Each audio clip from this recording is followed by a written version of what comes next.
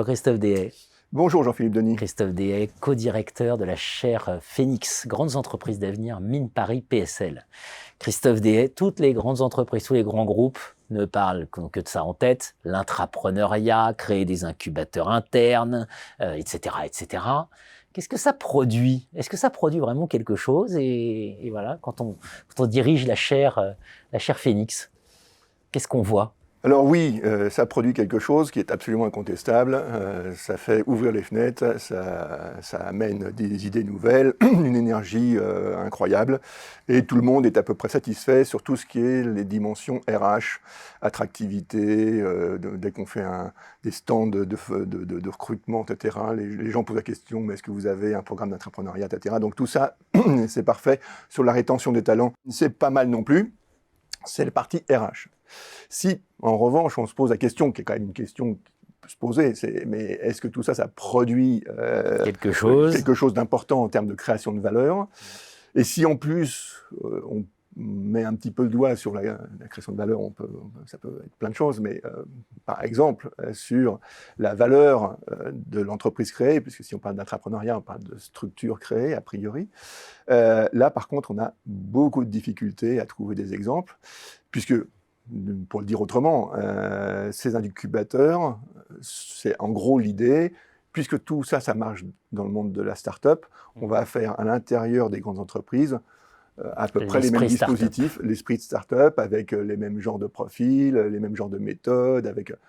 Bon, et le résultat, on pourrait se poser la question, ok, combien de start-up, combien de morts à l'arrivée, mais aussi combien de licornes? Voilà. Alors, si on pose la question brutalement combien de licornes, là, la réponse, elle est vraiment assez rapidement regardée. La question, elle est vite répondue, comme disent les jeunes.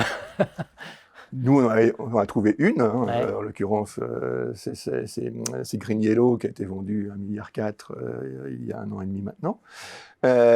Sinon, on n'a pas trop d'exemples. Alors, il y en a d'autres, quand même, qui s'en approchent un peu.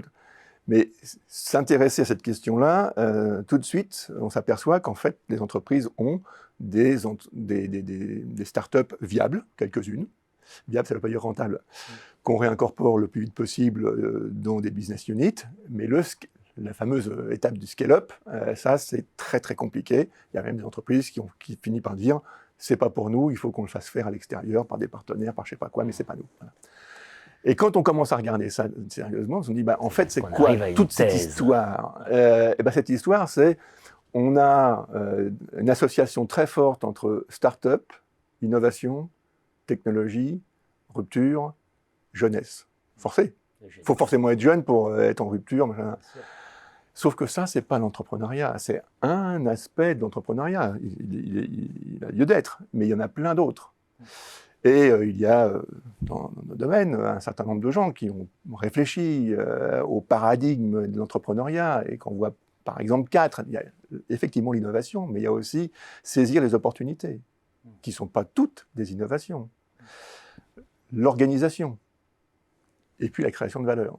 Et quand on regarde qu'en fait l'entrepreneuriat est au milieu de tout ça et l'intrapreneuriat forcément aussi, eh bien quand on a un grand dispositif qui est censé chercher au fin fond de l'organisation des gens qui, sous prétexte d'avoir une bonne idée qu'on n'a pas eue, ça reste à vérifier, on va les accompagner, les aider, etc., et on va en faire des futurs GAFAM, la réalité, pas complètement celle-là. Et quand on regarde ceux qui y arrivent, en fait, ils ne partent pas du même point de départ. Ils partent plutôt d'idées qui ne sont pas des idées portées par les intrapreneurs, mais des idées qui traînent dans la tête de la direction générale, ou des directions métiers. Et là, on cherche des gens plus expérimentés, qui vont avoir la capacité de trouver le chemin si difficile à travers cette hypothèse qu'on arrive plus ou moins à formuler.